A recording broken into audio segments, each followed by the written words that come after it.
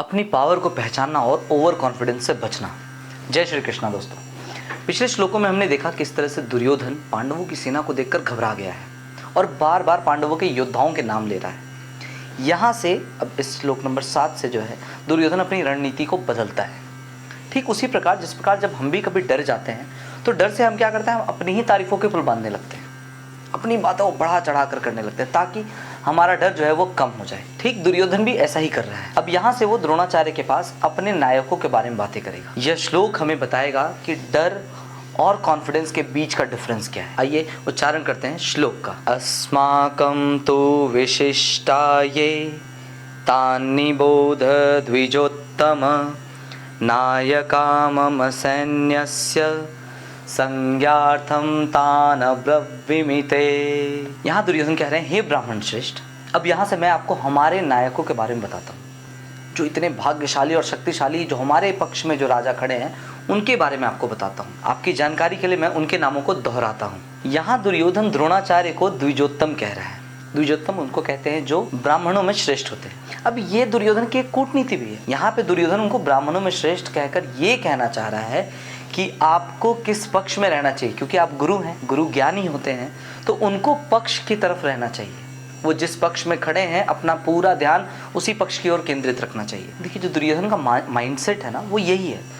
दुर्योधन किसी भी हाल में इस युद्ध को जीतना चाहता है, इसलिए वो कूटनीतियों का भी प्रयोग करता है। जैसे हमने पिछले के श्लोकों में देखा था किस तरह से वो द्रोणाचार्य को पहले भड़काने का प्रयास करता है, उकसाने का प्रयास करता है, और अब यहाँ पर वो दूसरे तरीके से द्रोणाचार्य को वापस से उकसाने का प्रयास कर रहा है और उन्हें याद दिला रहा है कि आप गुरु हैं, आपको हमारे ही पक्ष में रहकर युद्ध करना है। इसके बाद दुर्योधन यहाँ पर संज्ञार्थम शब्द का भी प्रयोग कर रहा है। वो क्यों? द्रोणाचार्य को तो पता है कि उनकी टीम में कौन कौन है, कौन कौन राजा है, कौन कौन योद्धा है, लेकिन फिर भी दुर्योधन उन नामों को दोहराकर यह दर्शाना चाह रहा है, यह बताना चाह रहा है कि हमारे टीम में जब ऐसे ऐसे राजा हैं तो कोई कम बड़ी बात नहीं है, हम भी बहुत बड़े हैं, और ऐसे ऐसे राजा हमारे टीम में हैं तो हमें कौन हराएगा, हम हार ही नहीं सकते, असंभव है हारना। और अब यहाँ से वो अपनी टीम के बारे में बात करने वाला है, उनके नामों को गिनाने वाला है और उनका मनोबल बढ़ाने वाला है। इस श्लोक से हम कई सारी चीजें सीख सकते हैं। सबसे पहले तो अपनी पावर को जानना। जब भी आपके सामने कोई प्रॉब्लम आती है तो सबसे पहले आप जानिए कि आपके स्ट्रेंथ क्या क्या है, आपकी ताकत क्या है, आप किन चीज़ों में अच्छे हैं, आप किन चीज़ों में अच्छा कार्य कर सकते हैं। पहले आपको उन सारी चीज़ों को अपने माइंड में रखना चाहिए। उसके बाद सेकंड मोस्ट इंपॉर्टेंट चीज़ है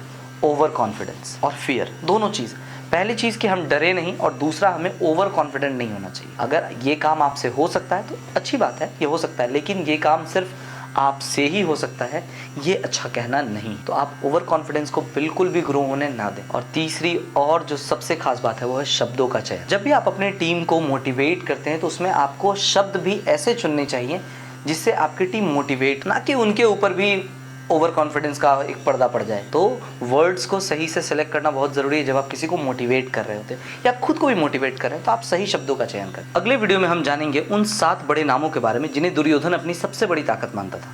क्या ये नाम उसे जीत दिला पाएंगे, जानेंगे आने वाले श्लोकों में। दोस्तों, ये भगवत गीता की सीरीज़ है जिसमें मैं भगवत गीता के समस्त श्लोकों को ईजी वे में आप तक पहुंचाने का प्रयास कर रहा हूं। अगर आपको ये वीडियो पसंद आए तो इसे अपने फ्रेंड्स और फैमिलीज़ में शेयर करें।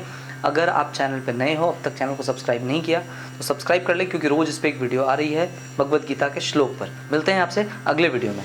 जय श्री कृष्णा, जय श्रीमन नारायण, जय श्री राधे।